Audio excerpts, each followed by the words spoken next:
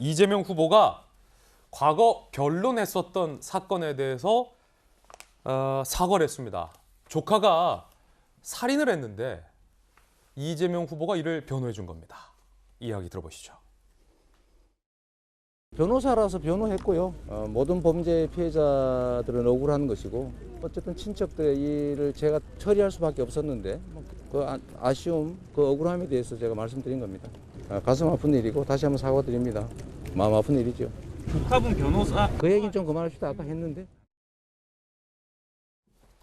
자, 김수영 교수님, 자, 어떤 거죠? 어떤 변호 전력이 논란이었고 거기에 대해서 이재명 후보가 더 얘기하고 싶지 않다라고 한 거죠? 2006년도에 있었던 일인데요. 당시 강동 모녀 살인 사건이라고 해서 꽤나 그 충격이 컸었던, 언론에서 많이 주목을 받았던 사건입니다. 이제 이재명 후보의 조카가 이제 데이트를 하던, 교제를 나누던 여성과 그의 어머니를 흉기로 굉장히 처참하게 잔인하게 살해한 사건이고, 그때 이제 그 교제를 나누던 여성의 아버지는 그걸 피하려다가 5층에서 떨어져서 중상을 입은 아주 굉장히 화제가 됐었던 사건이었거든요. 이재명 후보의 조카가 네, 근데 교제하던 여인을 살해한 겁니까? 그쵸. 그녀를 살인하고 그의 어머니도 살해하고 그의 아버지는 그 과정에서 크게 다쳤던 사건인데요. 사실 그게 이재명 후보의 조카였다는 사실을 저도 뒤늦게 알고서 굉장히 놀랐는데, 그때 예. 당시에 이제 변호사로 이제 조카의 변호를 했던 것이죠. 이제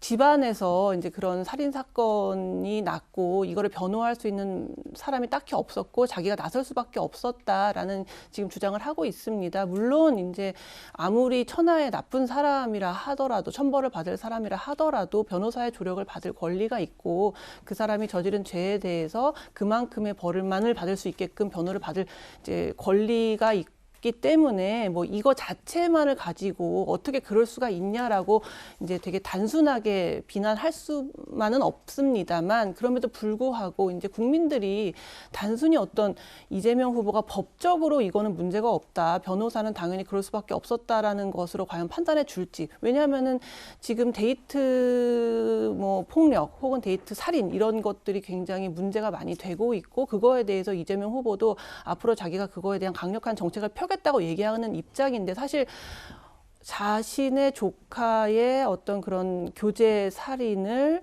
심신미약을 주장하면서 형량을 낮추려고 했던 그런 전력이 있기 때문에, 과연 앞으로 그런 교제 살인이나 교제 폭력에 대한 정책을 강력하게 편다 한들 그게 과연 국민들에게 안심을 줄 것이며 꿈꾸게 할까요? 저는 그런 거에 대해서는 조금 회의적인 입장이거든요. 그래서 비록 법적으로 어떤 이재명 예. 후보가 잘못을 한 건 아니지만, 그럼에도 불구하고 국민들이 과연 이것을 어떻게 바라볼 것인가에 대해서는 그렇게 전망이 밝지만은 않다. 단지 법적으로 문제가 없다는 이유만으로 피해갈 수는 없다라는 생각이 듭니다.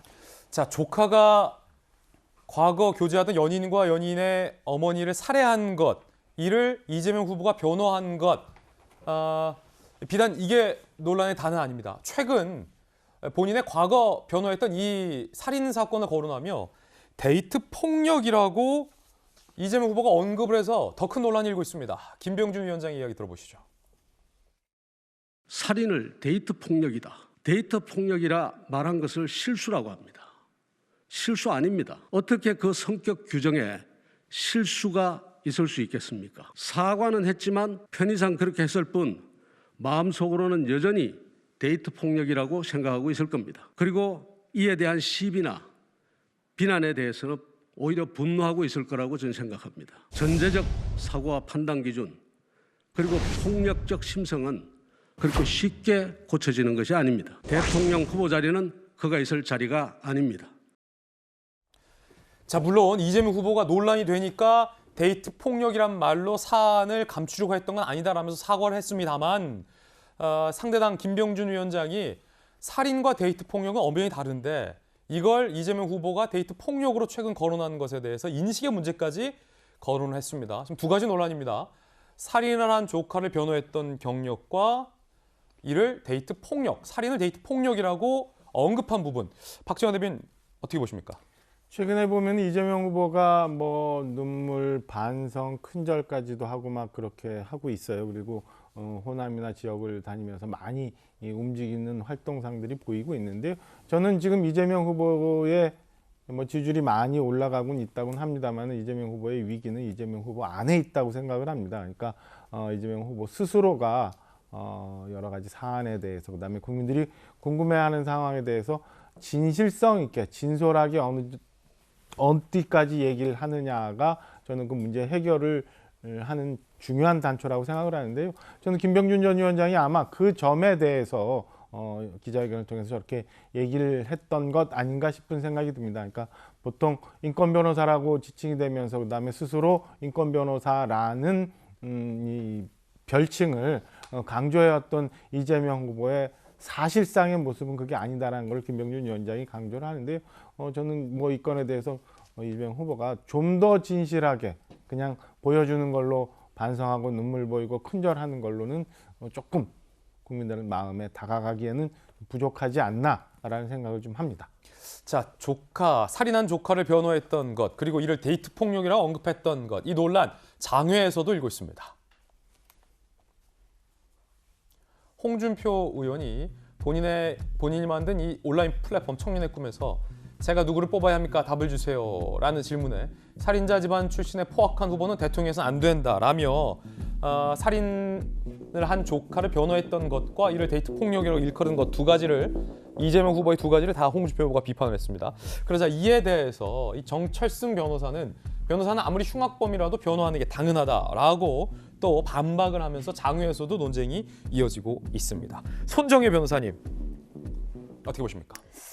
변호사로서 말씀드리면 변호사의 숙명이죠. 사실 의료법의 의료인들은 환자를 거부하면 법적으로 처벌받게 되어 있죠. 변호사도 어떤 의뢰인이 찾아왔을 때 사건을 거부하면 처벌받는다는 조항은 없지만 변호사 윤리에는 누구든지 헌법상의 변호를 받을 권리가 있기 때문에 사회에 뭐 살인을 하든 강도를 하든 강간을 하든 흉악범이라고 하더라도 모든 국민의 재판 청구권을 통한 변호인의 조력을 받을 권리가 있다 이런 것이기 때문에 어떤 범죄인을 변호했는지에 따라서 그 변호사 개인에 대한 평가를 하는 것은 변호사의 기본적인 직업적 특성을 모르시는 분들이 그냥 이야기하는 거 아닐까라는 생각이 좀 들고요.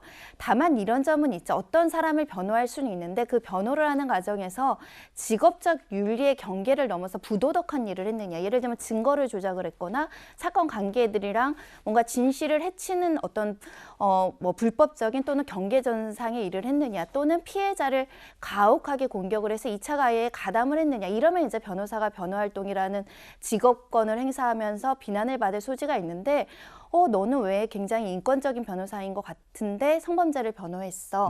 왜 권력자를 내면했어? 왜 살인자를 변호했어? 이렇게 비난을 할 거면 사실은 변호사가 설 자리가 없는 거죠. 그럼 사건을 골라서 정말 좋은 사건만 골라서 해야 되는데 변호사들은 여러 가지 이유로 다양한 사건을 할 수밖에 없다. 예를 들면 국선 전담 변호사 같은 경우는 무작위로 배당되는 사건들을 하고 거기에 수많은 살인 사건들이 있고 사기 범죄들의 어떤 변호를 해야 되는데 그럼 그 변호사는 부도덕한 변호사냐? 그렇지 않거든요. 이런 보도들이 나가면 그렇게 지금 선량한 데서 서로 흉악범이고 우리 사회에서 격리돼야 되는 사람이지만 변호 업무를 하는 정당한 변호가 좀 사회적으로 격화되는 측면이 있을 수 있기 때문에 보도하는 입장에선 굉장히 신중할 필요가 있다라는 점을 말씀드릴 수 있고요. 특히 이재명 후보 같은 경우는 좀 난처한 것이 예를 들면 저도 마찬가지지만 집안에 어떤 문제가 생기면 집안에 변호사가 없으면 상관없는 데 한 명 있으면 다 그 사람한테 문의를 하거든요. 그렇죠. 우리는 회피하고 싶습니다. 부담스럽고 승패에 대해서 더 신경 써야 되는 상황이고 정당한 대가를 못 받을 때도 굉장히 많기 때문에 회피하고 싶지만 정말 어려운 그 집안의 뭐 가족이 누가 어려움에 처하면 또 인정상 이걸 회피하는 것도 사회에서 바라볼 때는 굉장히 매정하다라고 보죠. 그런 측면도 한번 고려를 해줘야 되는데 무작정 이게 어떻게 살인범을 변호할 수 있느냐의 본질로 가면은 그 변호사로서는 할 말이 없는 부분입니다. 그렇군요. 이게 뭐 이 케이스를 빼더라도 손정혜 변호사님, 변호사라는 직업이 마냥 녹록지만은 않을 것 같아요. 예컨대 악마의 변호사라는 말도 있듯이 살인자도 변호해야 할 일이 있을 수 있는데 그 상황에서 이 살인자에게 유리한 법적인 명분을 만들어내야 하는 것이 또 변호사의 숙명일 수도 있다. 이런 말씀이신 거죠? 지금 나오는 이야기 중에 심신미약 주장을 왜 했느냐. 이것이 이제 부도덕하거나 윤리적으로 문제 있는 거 아니냐라는 취지의 보도는 정말 문제가 많은 보도이죠. 예. 왜냐하면 지금은 심신미약에 대해서 재판부가 굉장히 엄격하게 바라보고 뭐 정신질환이 있다고 하더라도 바로 심신미약 감형을 해주지 않는 시대입니다. 하지만 시계를 거꾸로 가서 한 10년, 20년, 30년에는 술만 먹어도 기계적으로 심신미약 주장을 해온 관례들이 있어요.